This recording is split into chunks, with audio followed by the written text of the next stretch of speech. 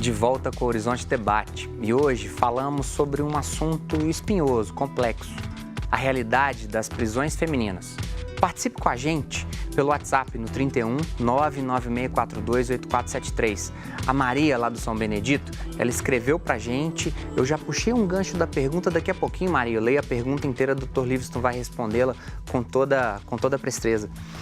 Luana, a gente fechou o último bloco com um pouquinho da minha pergunta para o Fábio, também espinhosa, e aí, além do espinho, o Dr. Livingston colocou uma pedrinha para incomodar o sapato da pergunta. Melhorar para quem, melhorar como? Eu vou agora fazer a mesma pergunta do primeiro bloco. Quem que é essa mulher?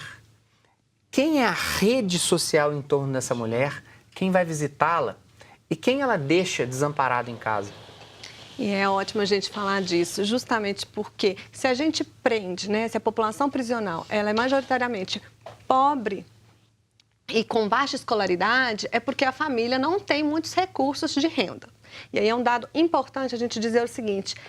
Agora, por exemplo, no Brasil a gente tem dados como relacionados a chefes de família, famílias chefiadas por mulheres, a gente está em cerca de 40% das famílias em 2015. Esse dado deve ter aumentado, esse número deve ter aumentado. Na nossa pesquisa agora, na PIEP, e você perguntou no primeiro bloco, eu esqueci de dizer, mas a PIEP é Penitenciária Estevão Pinto. Mas a nossa pesquisa agora na PIEP, da população prisional, na PIEP, 70% das mulheres tinham a sua renda revertida para o sustento do lar. Mais de 35% sustentavam a casa e eram chefes de família. As outras ajudavam a sustentar. E o que acontece quando a gente prende mulheres? A gente falava de devolver o preso para a sociedade, devolver como, né?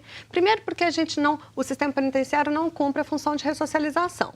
Se é que um dia cumpriu. Não cumpre a função de ressocialização. Só que antes da pessoa voltar para a sociedade, e ela volta sem nenhum preparo para o mercado de trabalho, enquanto ela está presa, os efeitos da prisão não estão limitados aos muros da prisão. Há um fluxo entre dentro e fora da prisão. E as famílias, né, estão participando, e as famílias são afetadas diretamente pela prisão, tanto dos homens como das mulheres. E acontece o seguinte, os homens presos são muito visitados, sobretudo por mulheres de sua família.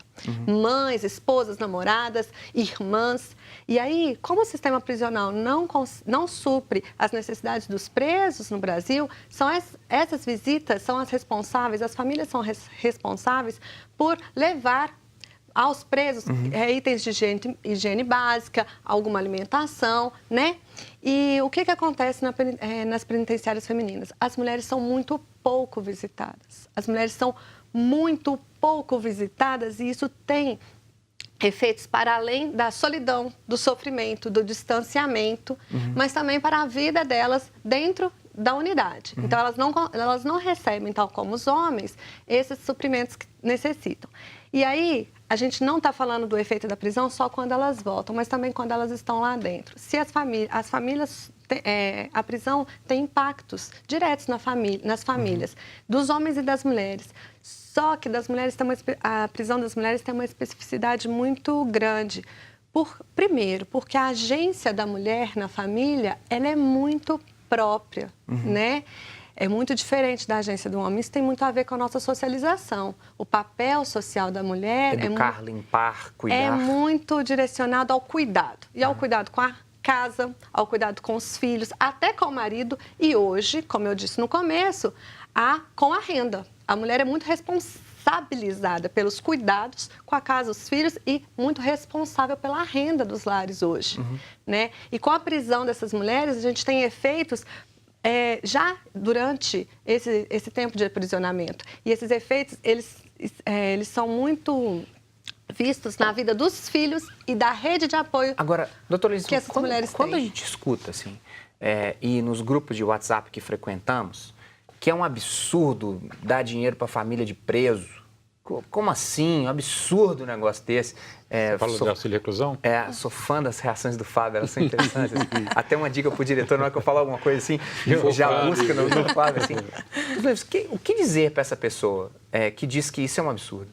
Olha, não é um benefício do preso. Na verdade, isso é um benefício previdenciário. A família do preso, que estava inserido na condição de segurado do Instituto Previdenciário, como se você estiver desempregado, como se você estiver no auxílio-doença, você recebe, e no caso, o segurado recebe. Como o segurado não pode receber isso, que seria um benefício para ele, um benefício do crime, é a família que é sustentada. E há muito mito em relação a isso. Né? A gente vê muita conversa, para cada preso o cara recebe um salário mínimo. Quem dera que o Estado tivesse recurso para isso. Né? O Estado não tem recurso hoje para sustentar as necessidades básicas. Muitos benefícios previdenciários estão sendo cancelados, pessoas que estão praticamente mendigando do Estado recursos para sobreviver. Né? Há um mito muito grande em cima desse auxílio-reclusão. Isso é a disfarçatez. Tem um autor americano chamado Galbraith, que ele tem um livrinho fácil de leitura, chama Economia das Fraudes Inocentes. Isso é uma fraude que tem acontecido, nada inocente. Muito ao contrário, perversa, no sentido de criar mais problemas ainda para a gestão desse problema mas eu vou utilizar essa palavra PIEP, assim. isso é muito bom ser lembrado dessa história do auxílio-reclusão. Na PIEP, na nossa pesquisa agora, 25% das entrevistadas, e a gente tem uma margem de confiança de 95% nesses questionários aplicados, 25% trabalhavam antes da prisão com carteira assinada, mas só 8 mulheres de 170 recebem auxílio-reclusão agora na prisão. Ou seja, a família dessas mulheres não estão recebendo o que é de direito delas. Mas se 70% era responsável pela renda e só 8 recebe, nós estamos falando aqui agora de um grande universo de meninos e meninas, filhos dessas presas, que estão desamparados completamente. Que estão levados ao crime. É curioso como as pessoas, às vezes os presos, querem sair do crime e não conseguem, porque eles são empurrados cada vez mais para dentro do crime. Tem um autor, ele foi juiz, foi jornalista, já faleceu na época do Getúlio Vargas, que escreveu um livro que chama A Justiça a Serviço do Crime. Uma leitura muito interessante.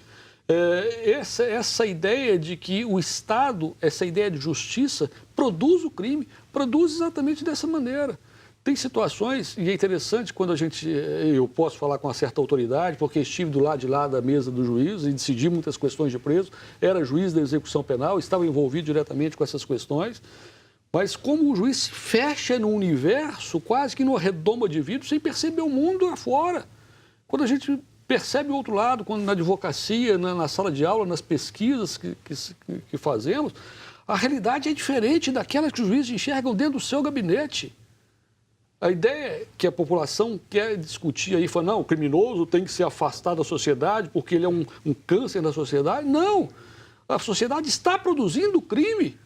Os juízes, a justiça, o sistema judicial está produzindo crime. E aí, doutor Leviston, o doutor Leviston foi pivô de uma situação em 2005, envolvendo o então governador Aécio Neves, que disputava com Geraldo Alckmin, dentro do PSDB, a candidatura para a presidência da República. Ele não conseguiu, naquela época, ser o candidato indicado. Em 2006, foi Geraldo Alckmin. E ele dizia que a segurança em Minas era excelente. Qual que é a hora que o juiz decide não mandar mais para a prisão para esse depósito de gente? Isso, de fato, eu fui protagonista desse episódio em 2005. Havia, na comarca onde eu era juiz, Contagem, 6 unidades prisionais. Dessas 6 unidades prisionais, todas elas em situação irregular de cumprimento de pena. E a Constituição determina, é um comando dado ao juiz, que toda prisão ilegal deve ser imediatamente relaxada pela autoridade competente. A autoridade competente é o juiz da execução penal, que exerce a função de corregedor de presídios. À época, eu determinei a inspeção desses presídios, corpo de bombeiros, vigilância sanitária, e todos eles em condições regulares. Determinei a interdição daqueles presídios e não cumpridas as interdições, porque eram subhumanas as condições que estavam colocados, cumpriam a função constitucional que foi me dada, de suspender a execução da pena daqueles que estavam cumprindo pena de forma irregular. A imprensa, em geral, me chamou de louco. O juiz louco de Contagem determinou a soltura de presos, colocando em risco a população da cidade de Contagem, da comarca de Contagem. Aconteceu um fato curioso, que as pessoas que saíam, e só relembrando o fato, toda semana tinha fuga em 2, 3 unidades prisionais. Chegava na segunda-feira para trabalhar, a pergunta era quantos presos fugiram esse final de semana? quando tomei aquela decisão de determinar a suspensão, cumprir a Constituição, cumprir o ordenamento jurídico, que é a função do juiz. Eu, quando tomei posse, jurei isso, fazer cumprir a Constituição e as leis. O que fiz naquela época foi determinar o cumprimento do ordenamento jurídico. Suspendi a execução das penas que estavam sendo cumpridas de forma ilegal, né? Por uma questão política, orçamentária do Tribunal de Justiça na época e por exigência do então governador, acabei sendo afastado da função, que mais tarde resultou na minha aposentadoria compulsória. A cabeça do Livingstone foi pedida, então? Foi pedida em troco de dotação orçamentária suplementar para que o Tribunal de Justiça pudesse instalar, então, as novas varas no Tribunal de Justiça, as novas vagas do Tribunal de Justiça. Então, essa ideia de que o juiz fecha no seu mundo, né? Não importa o que está acontecendo lá fora, importa a minha carreira, importa a minha situação. E eu resolvi afrontar isso, resolvi cumprir aquele juramento que fiz quando tomei posse alguns anos antes desse episódio, há mais de 12 anos antes disso acontecer. Foram quantas as homenagens em formatura de turma de direito? Eu estava em uma delas, de um dos meus melhores amigos, onde o senhor foi homenageado. Depois desse fato, quantas formaturas foram? Eu, sinceramente, não tenho essa conta. Algumas boas, né? Às vezes para nível de turma, professor homenageado. Doutor Livingstone, Luana, Fábio, as pessoas elas se encolerizam muito fácil ao se falar de sistema carcerário, né? Por isso que o assunto fica tão complexo. Sabe qual é o nome disso? Ignorância. Nós vamos voltar daqui a pouquinho para poder dizer sobre essa história. Você se toca com isso que o Dr. Livingstone falou? Você que é morador de Contagem, se lembra com certeza disso. Nós voltamos daqui a pouquinho para discutir sobre intolerância e ignorância. Até daqui a pouco.